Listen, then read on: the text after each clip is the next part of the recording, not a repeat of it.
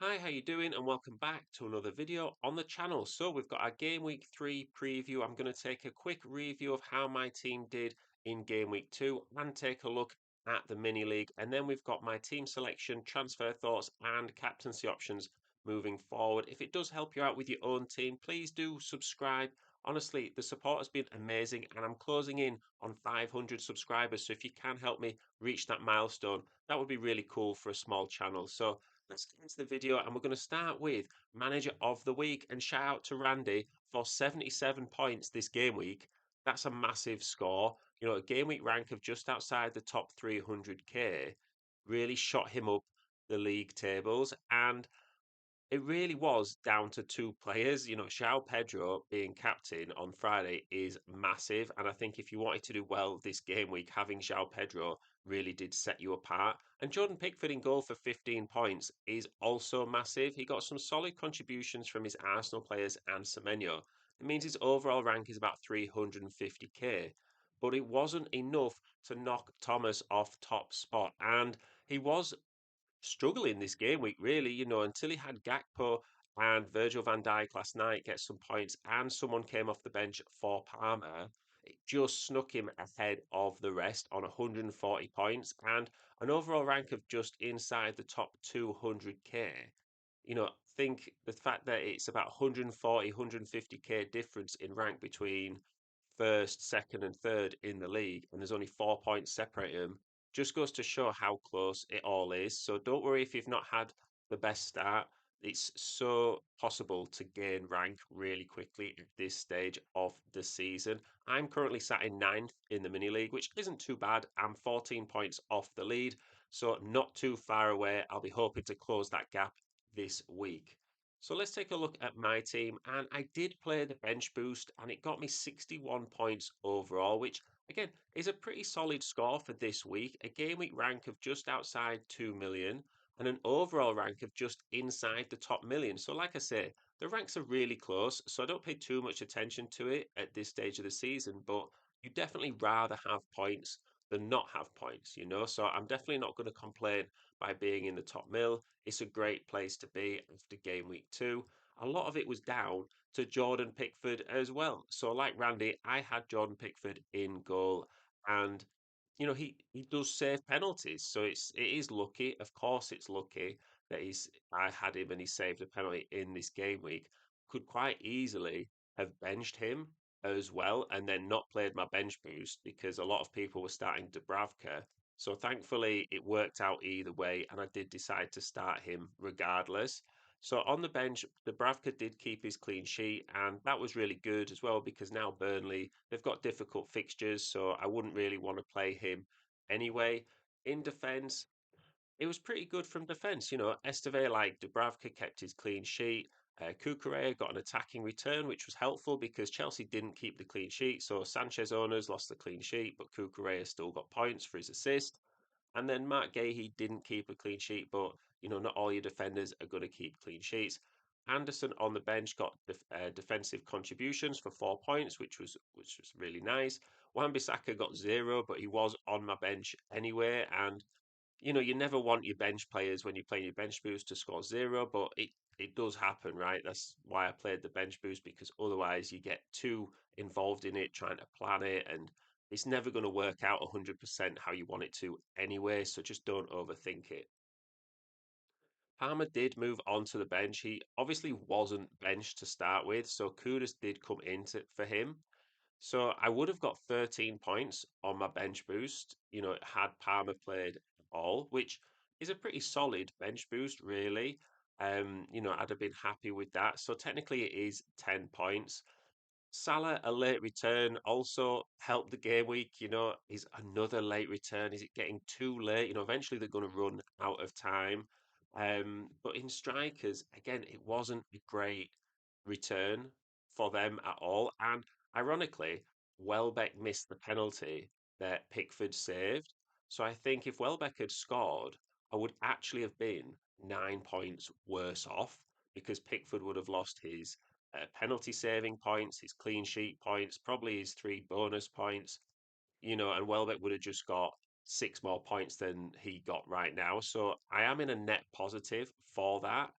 And it is unfortunate that we've got three strikers that aren't scoring, but at the same time, you've got a ton of strikers that aren't scoring as well. So, Watkins, Bowen, Mateta, you can even throw Sesko and Solanke in there. Evan Nielsen's not scored yet. Liam Delap, people have Fulkrug, he's not scored. And Isak and Vissa haven't played yet. So there's not exactly a load of good striker options anyway.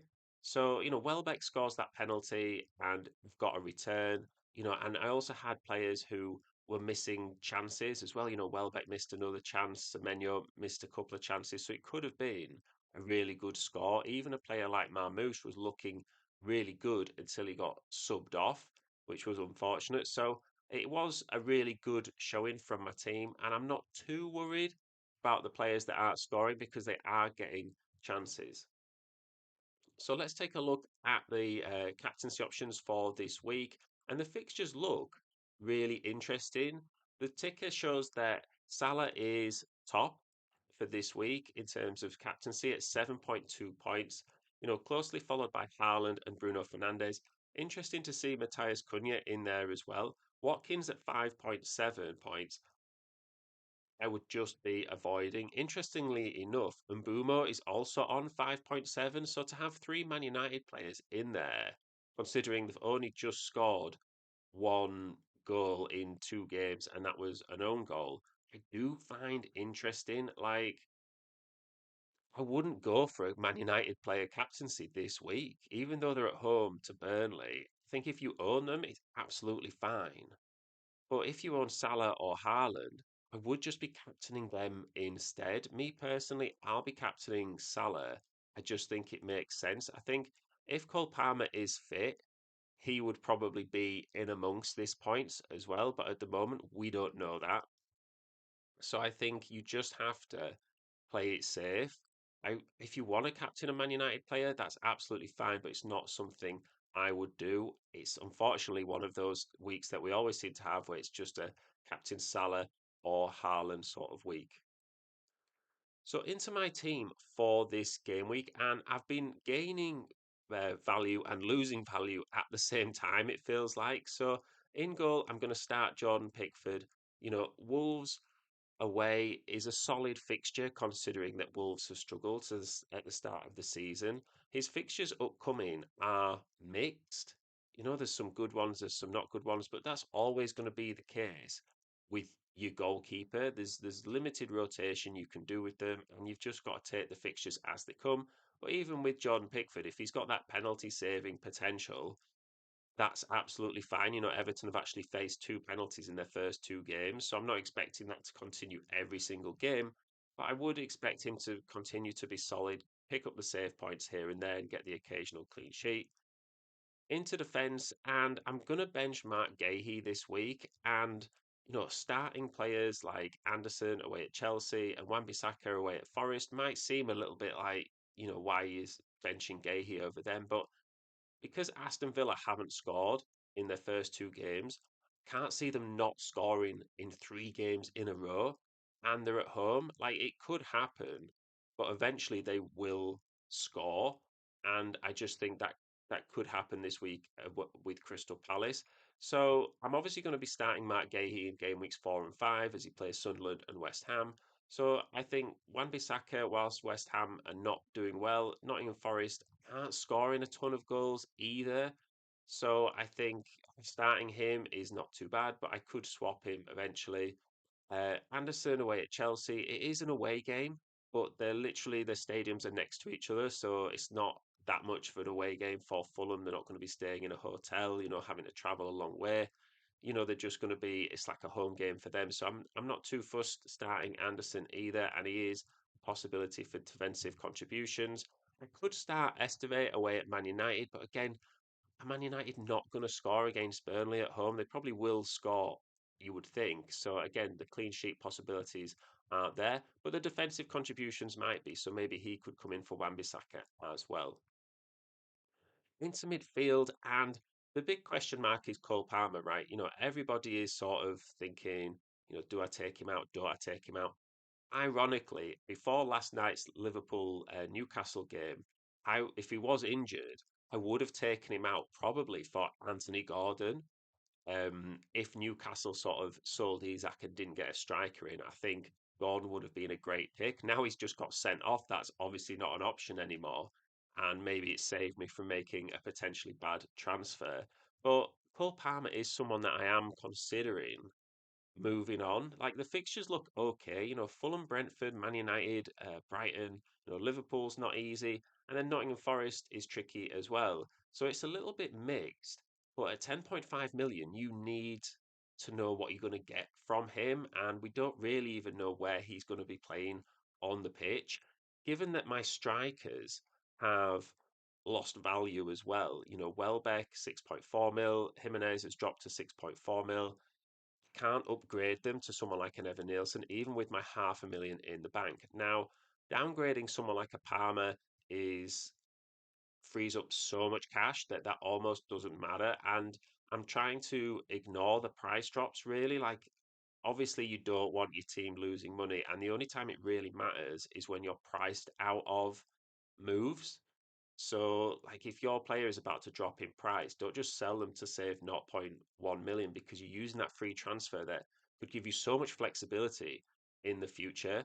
So, I think for me, whilst it's not great, selling Cole Palmer would free up, at least 2 million. I have Salah, so I can't upgrade him. So I'm probably not going to go to Saka, right? Because Saka's injured. So the next most expensive player is like a Bruno Fernandes or a Florian Wirtz. So I'm going to get 1.5 million, 2 million minimum from selling Cole Palmer when that happens. For the record, it's not going to be this week. Probably if he's out long term, probably will sell him this week. If he's out medium term, probably back after the international break, I'll probably just bench him this week and just save another free transfer and then go with three free transfers and then I'll, make the most of that transfer budget. But that could change. Could also sell Marmoush. Now, for me, quite like how Marmoush is playing. He looked good in the latest Man City game against Spurs, and I was quite surprised they took him off. He had chances. So I think it's a different sort of situation as to would I recommend buying him? No, I probably wouldn't recommend buying him. If you don't own him, don't buy him. But it's a lot different to not buying as to not selling. If you already have him, I would just wait a little bit and just see how it goes. So like don't get him, but definitely don't sell him. And probably the same for a lot of these like Palmer, and the strikers as well. Would I recommend getting in Welbeck? No, I wouldn't recommend getting in Welbeck. Would I recommend selling Welbeck? Well, maybe at some point he probably is the first striker to go, but if you already own him, it's worth another game week. So the strengths for me are it's a good start. Like I've got a good rank, even though a lot of players haven't been doing well, bench boosted, but three of my players still scored zero this week, which isn't ideal. But in spite of that, I'm happy with my rank, and the squad is well balanced. I do feel like I'm able to get points from all of the positions on the pitch. The weaknesses for me are the strikers. So none of them have scored, but they definitely could have scored. They've all had chances. So on another day, would I have expected at least a goal from them? Yeah, I'm kind of 0 goals for 6 appearances between them, which isn't ideal. And also Palmer as well. But selling Palmer would be something that's quite fun, right? Because you get a lot of money to spend and invest elsewhere. I also have players like Semenyo and Kukureya, players that a lot of people are transferring in. So I do think my squad overall is in a good place. And like I said with the strikers, there's not a lot of other strikers that are also scoring. So at least I don't have a ton of money tied up in them. So yeah, that's what I'm thinking. Let me know if you'd make any changes to my team. Let me know if you've got any questions as well. Please do subscribe. Thank you so much for all the support. Go check out my latest wildcard video as well. Link will be on the screen right about now, and I will see you in the next one.